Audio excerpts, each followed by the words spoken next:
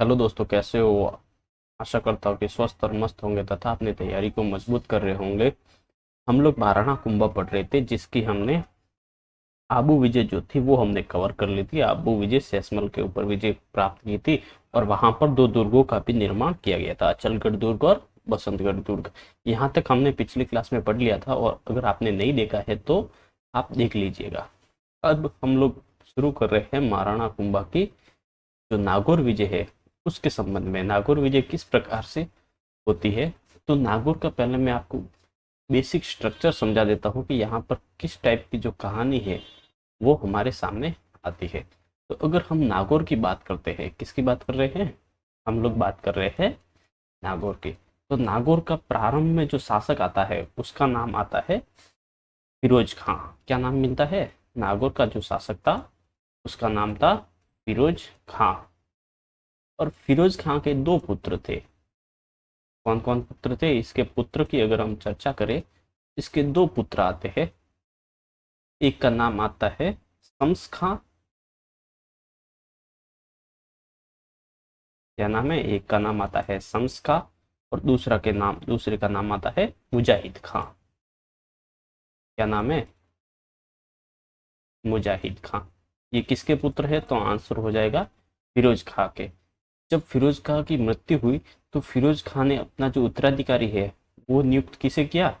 शम्स खां को क्या नियुक्त किया? अपना उत्तराधिकारी नियुक्त किया। क्या नियुक्त किया? उत्तराधिकारी नियुक्त किया। जब शम्स खां की मृत्यु होती है तो अगला शासक बनता है, वो बनता है शम्स खां। कौन शासक बना? शासक बना शम्स खां जो है वो शासक बनता है। लेकिन ये जो मुजाहिद खां है वो शम्स खां को हटाकर स्वयं शासक बन गया। क्या बन गया? स्वयं शासक बन बैठा। तो आगे क्या हुआ? तो ये जो शम्स खां है ये हारा हारा हारा हारा बेचारा किसके पास आया? ये आया कुंभा के पास और कुंभा को जो है सारी घटनाएं बताई। तो कुंभा ने कहा कि मैं तुम्हारी सहायता तो करने के लिए तैयार हूँ, लेकिन मेरी दो तीन शर्तें रहेगी। एक तो तुम नागौर किले की मरम्मत नहीं करवाओगे। क्या नहीं करवाओगे? कुंभे ने दो तीन शर्तें रखी। एक तो तुम मेरे अधीन रहोगे। क्या रहोगे? एक तो तुम मेरे अधीन रहोगे और दूसरी नागौर जो दुर्ग है उसकी क्या नहीं करवाओगे? मरम्मत है वो नहीं करवाओगे। तो भाई ठीक है, नहीं करवाएंगे करके तो कुंभा और ये शम्सखा इन दोनों ने मिलकर, इन्होंने मिलकर शम्सखा और कुंभा ने मिलकर मुजाहिद खां को हराया। और कुंभा ने शासक किसको बनाया? और शासक बनाया शम्सखा को शासक बनाया। जब थोड़ा थोड़ा टाइम बीता तो ये जो शम्सखा है ये कुंभा से अलग ही व्यवहार करने लगा और खुद को एक तरीके से स्वतंत्र मानने लगा। और जो नागौर दुर्ग है उसकी भी मरम्मत करवा दी। तो इस तरीके से वो एक प्रकार से स्वतंत्र राजा की तरह व्यवहार करने लगा। तो जो महाराणा कुंभा है उन्होंने कहा कि ये तो शर्तों के अधीन है, मान जाओ। वो बोला नहीं मानूंगा। तो सीधी सी बात है, कुंभा ने क्या किया? शम्स खां के ऊपर अटैक किया और इसको पराजित कर देता है। फिर ये जो शम्स खां है ये यहाँ से भाग कर चला जाता है। ये भाग के चला जाता है गुजरात। कहाँ चला गया? गुजरात। जहाँ का शासक होता है कुतुबुद्दीन। कौन शासक है? शासक है कुतुबुद्दीन। तो कुंभा है वो, जो कुंभा है महाराणा कुंभा, वो इस कुतुबुद्दीन से कहता है कि मेरा जो मतलब मुझसे जो भाग कर आया हुआ है उसको मुझे लौटा दे करके। किसको? कुतुबुद्दीन को कहता है कि शम्सखा को मुझे वापस कर दे। तो कुतुबुद्दीन कहता है कि शरण में आए हुए को हम वापस नहीं भेज सकते। तो इस प्रकार से उनका जो है महाराणा कुंभा का, एक तो नागौर के साथ अगली जो विजय हम पढ़ेंगे वो गुजरात विजय पढ़ेंगे, और फिर कुतुबुद्दीन और शम्स का ये दोनों मिलकर मालवा के महमूद खिलजी प्रथम की शरण में चले जाते हैं, जिसके कारण से मालवा विजय होती है।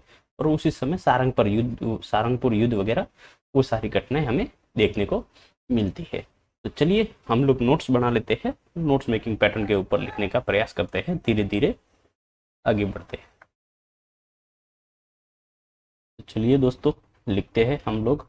सबसे पहले नागौर विजय। नागौर विजय की अगर हम बात करें तो यहाँ के जो शासक थे वो कौन थे? शासक जिसका नाम हमें देखने को मिलता है फिरोज खान। शासक फिरोज खां। फिरोज खां के फिरोज खां के कितने पुत्र थे? फिरोज खां के दो पुत्र थे। एक का नाम है शम्स खां और दूसरे का नाम हमें देखने को मिलता है मुजाहिद खां। क्या नाम है? शम्स खां और मुजाहिद खां। ये दो पुत्र है किसके? नागौर के शासक फिरोज खां के। फिरोज खां ने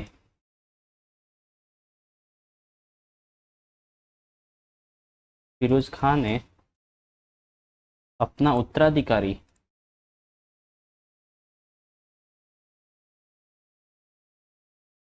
उत्तराधिकारी किसे बनाया है? अपना उत्तराधिकारी शम्स खां को बनाया। किसे? शम्स खां को बनाया। फिर फिरोज खां की मृत्यु हो जाती है। फिरोज खां की मृत्यु के बाद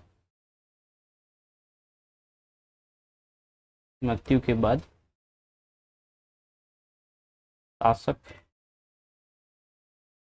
शम्स खां बनता है। कौन बनता है? शम्स खां शासक बना। फिर ये जो शम्स खां को हटाकर कौन शासक बना? इसका भाई मुजाहिद खां शासक बन जाता है। तो हम लिखते हैं शम्स खां को हटाकर शम्स खां को हटाकर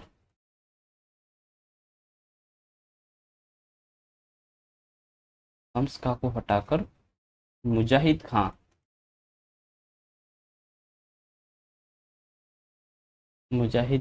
शासक बन जाता है। तो फिर ये जो शम्स का है वो किसके पास चला जाता है? शम्स का मदद के लिए महाराणा कुंभा के पास आता है। शम्स का मदद हेतु महाराणा कुंभा के पास आया। किसके पास आया? महाराणा कुंभा के पास आया। तो कुंभा ने कहा क्या? मैं तुम्हारी मदद करने के लिए तैयार तो हूँ, लेकिन मेरी कुछ शर्तें रहेगी। क्या रहेगी? शर्तें रहेगी। तो कुंभा की शर्तें,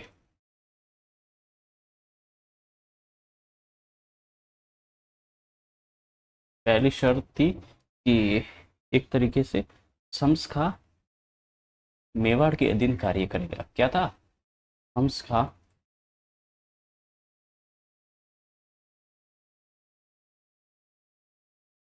मेवाड़ के अधीन कार्य करेगा। यानी जो नागौर का शासक होगा वो मेवाड़ के अधीन कार्य करेगा। और दूसरी शर्त थी कि नागौर दुर्ग की जो मरम्मत है वो नहीं करवाई जाएगी। नागौर दुर्ग की मरम्मत नहीं करवाएगा। ये दो शर्तें रखता है महाराणा कुंभा, और ये जो शर्तें हैं वो शम्स खां मान जाता है। और कुंभा की सहायता से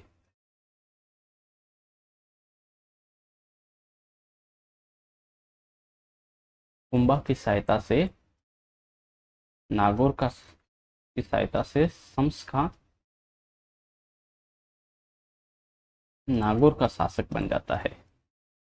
इसका शासक बनता है? नागौर का शासक बना। फिर धीरे धीरे थोड़ा थोड़ा जैसे जैसे टाइम बीता, तो ये जो शम्स खां है वो कुंभा से विच्छेदित व्यवहार करने लगा और नागौर दुर्ग की मरम्मत भी करवा देता है, जिसके कारण से कुंभा उसके ऊपर अटैक करता है। तो आगे हम लिखते हैं कि कालांतर में, यानी समय बीतने के बाद, कालांतर में शम्स खां महाराणा कुंभा से विच्छेदित व्यवहार यानी अलग से व्यवहार करने लगा। यानी जो शर्तें रखी थी उनसे हटकर अलग विच्छेदित व्यवहार करने लगा। क्या करने लगा? विच्छेदित व्यवहार करने लगा और नागौर दुर्ग की मरम्मत भी करवाई। क्या करवाई? नागौर दुर्ग की या नागौर किले की मरम्मत भी करवाई। क्या करवाई? नागौर किले या नागौर दुर्ग की मरम्मत करवाई, जिससे जो कुंभा है वो गुस्से से क्रोधित हो जाते हैं। शर्तों का उल्लंघन हो चुका है, तो सीधी सी बात है, अब कुंभा ने संस्था पर कुंभा ने नागौर, या फिर बोल सकते हैं नागौर का शासक कौन है? हमस्खा पर आक्रमण किया। क्या किया है? आक्रमण किया। तो ये जो संस्खा है ये भागकर कहाँ चले गए? ये चले जाते हैं गुजरात के कुतुबुद्दीन के पास चले जाते हैं। कहाँ चले जाते हैं? गुजरात के शासक कुतुबुद्दीन की शरण में चले जाते हैं। हमस्खा भागकर गुजरात के शासक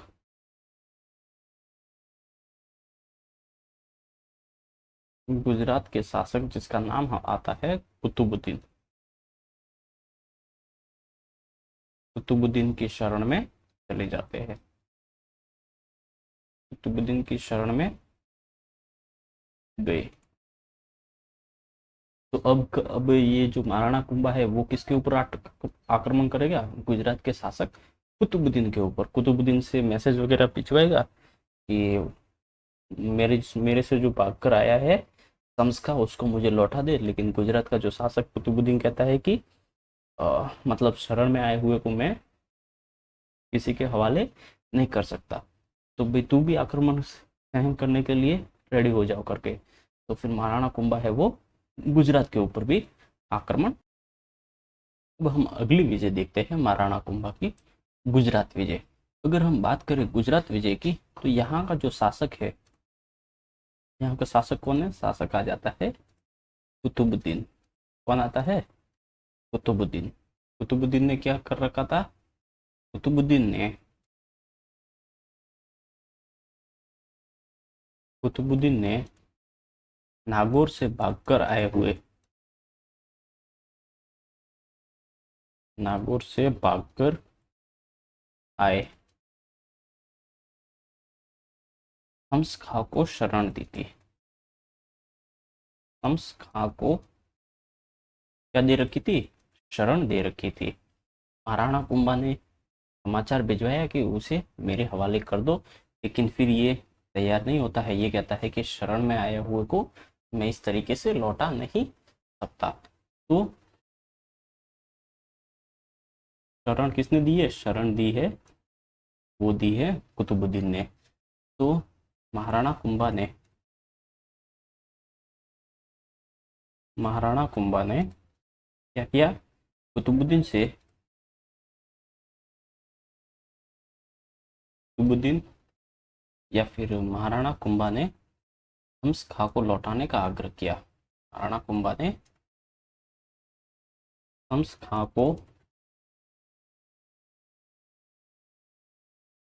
लौटाने का आग्रह किया।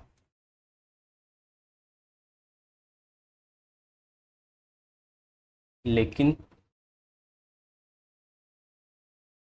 कुतुबुद्दीन ने लेकिन कुतुबुद्दीन ने क्या किया? कुतुबुद्दीन ने मना कर दिया। क्या किया है? मना कर दिया।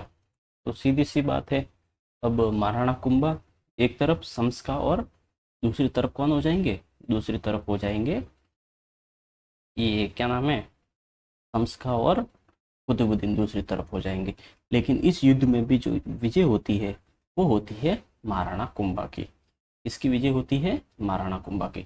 तो चलिए मैं डायग्राम के माध्यम से समझा देता हूँ कि मेवाड़ की तरफ से जो लड़ने आए थे वो कौन आ रहे हैं? मेवाड़ की तरफ से लड़ने के लिए आ रहे हैं महाराणा कुंभा। वहीं अगर हम चर्चा करें कि गुजरात की तरफ से कौन लड़ने आ रहा है, गुजरात की तरफ से दो व्यक्ति आ रहे हैं, एक तो गुजरात का शासक कुतुबुद्दीन और उसके साथ सहायता करने के लिए नागौर का जो शासक था शम्स खां, वो भी इसके साथ मिलकर आक्रमण कर देता है। लेकिन इस युद्ध में जो विजय होती है वो होती है महाराणा कुंभा की। क्या हो जाती है? इस युद्ध में विजय होती है और कुतुबुद्दीन और शम्स खां इनकी संयुक्त सेना थी, लेकिन फिर भी ये लोग हार जाते हैं। तो ये है महाराणा कुंभा की गुजरात विजय। चलिए एक बार वापस रिपीट करते हैं। यहाँ का शासक कुतुबुद्दीन था। कुतुबुद्दीन ने नागौर से भागकर आए शम्स खां को शरण दी। कुंभा ने कहा लौटा दो, लेकिन कुतुबुद्दीन मना कर देता है। तो युद्ध होने की संभावनाएं बढ़ जाती है और युद्ध हो भी जाता है। मेवाड़ की तरफ से महाराणा कुंभा आते हैं और गुजरात से जो कुतुबुद्दीन और शम्स खां की संयुक्त सेना आती है, इसमें ये जो संयुक्त सेना है गुजरात की, ये हार जाती है और महाराणा कुंभा की विजय हो जाती है। फिर क्या होता है? फिर ये तीनों मिलकर कहाँ चले जाते हैं? ये तीनों मिलकर एक तरीके से मालवा चले जाते हैं। कहाँ चले जाते हैं? एक तरीके से मालवा चले जाते हैं। और मालवा का जो शासक था वो था Mahmud Khilji first, MK first करके। कहा जाता है कि महमूद खिलजी फर्स्ट ने मेवाड़ पर 5 बार आक्रमण किया, लेकिन हर बार खुद को ही हार का सामना करना पड़ा। और कहा जाता है कि महमूद खिलजी ने एक बार अचलगढ़ जो दुर्ग है उसकी दीवारें भी तुड़वा दी थी, लेकिन वहां पर जो मधुमक्खियां थी उन्होंने महमूद खिलजी प्रथम को हराया था। और वहीं एक बार मिलता है कि 1443 के आसपास जब महमूद खिलजी प्रथम ने कुंभलगढ़ के ऊपर आक्रमण किया था, तो वहां के जो बाण माता की मूर्ति है उस मूर्ति को तोड़ दिया था। और उसके जो पत्थर है वो कसाईयों को एक तरीके से वजन तोलने के लिए दे देते हैं। और वहाँ की जो नंदी है, नंदी यानी जो मूर्ति होती है, नंदी की मूर्ति थी, उसका चूना निकालकर लोगों को पान में मिलाकर खिलाने लगा। और इस तरीके से सारी जो घटना है वो सामने आती है। लेकिन इन सब में सबसे महत्वपूर्ण जो युद्ध आता है वो आता है सारंगपुर का युद्ध। कौन सा युद्ध आता है? तो हम लोग लिखते हैं कि यहाँ का शासक कौन है? यहाँ का जो शासक आता है वो आता है महमूद खिलजी प्रथम। यहाँ का शासक कौन है? इस समय महाराणा कुंभा के समय मालवा का जो शासक आता है वो आता है महमूद खिलजी फर्स्ट। या इसको हम शॉर्ट में इतना नाम नहीं लिख के कहीं कहीं पे हम लोग लिख देते हैं M यानी महमूद, K यानी खिलजी और फर्स्ट, महमूद खिलजी फर्स्ट। इस तरीके से भी हम इसको लिख देते हैं। तो हम लिखेंगे कि महमूद खिलजी फर्स्ट ने, किसने? महमूद खिलजी प्रथम ने मेवाड़ पर कुल 5 बार, कुल कितनी बार? कुल 5 बार आक्रमण किया। कितनी बार आक्रमण किया है? कुल 5 बार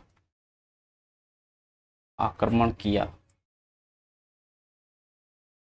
लेकिन सफलता नहीं मिली। क्या नहीं मिली?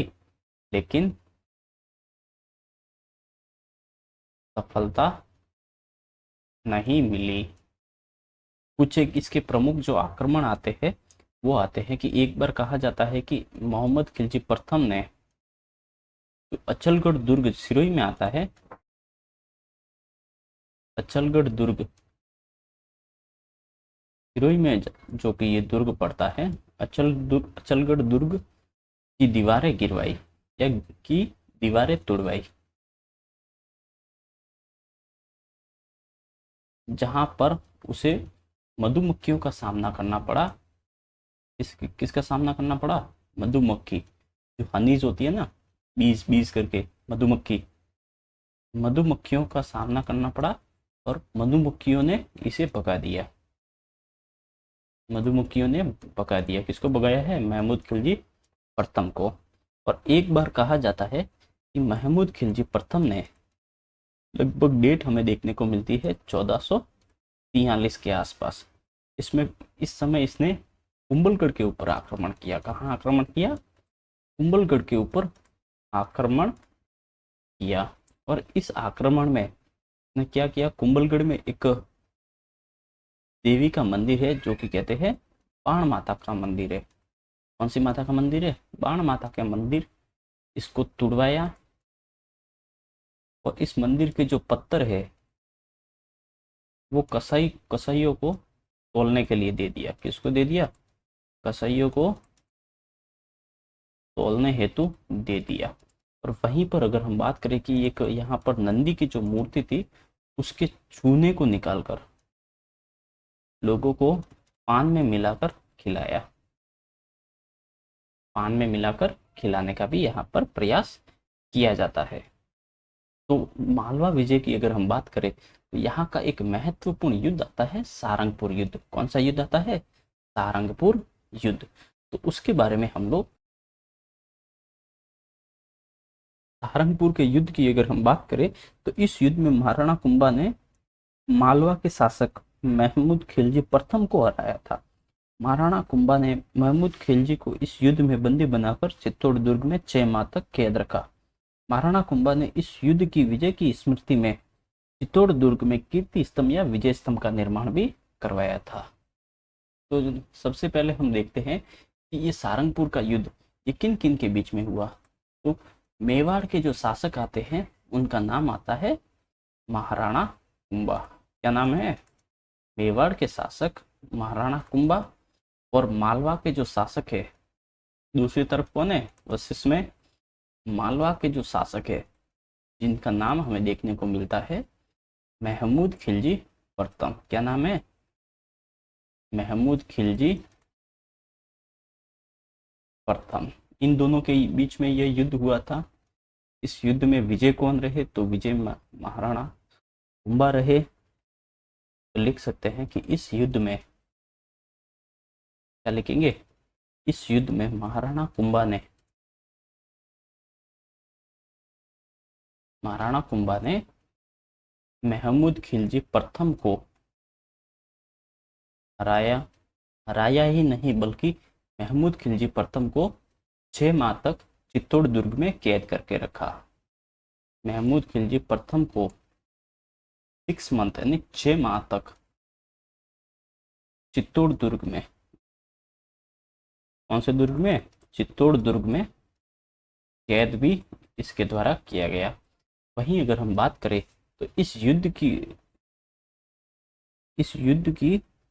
महाराणा कुंभा ने इस युद्ध की विजय स्मृति में चित्तौड़ दुर्ग में कीर्ति स्तंभ या विजय स्तंभ का निर्माण भी करवाया गया।